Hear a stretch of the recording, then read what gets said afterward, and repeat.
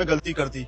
मुझे सच में नहीं पता था कि आप उज्जवल सर की मम्मी जी, और मैंने आपके साथ ना जाने कितनी बड़ी भूल चूक में गलती कर दी। माता जी मुझे माफ कर दीजिए। अब माफी मांगने का कोई फायदा नहीं है। जब इन्होंने तुमसे कहा था कि मैं उज्जवल की माँ हूँ, तो तुम्हारा पहला फर्ज क्या बनता था? मुझे फोन करके पूछना चाहिए था, लेकिन तुमने फोन करा अपनी मालकिन को। सर जी, मैंने मालकिन के पास फोन किया था।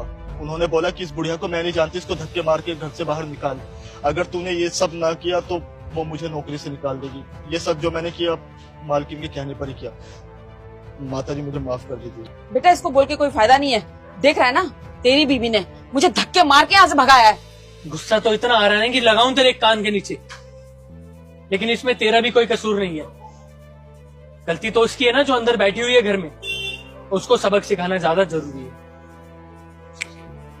दोबारा ये गलती हुई ना तो उठा के भिजवा दूंगा गांव में जहां से आए हो। चलो माँ।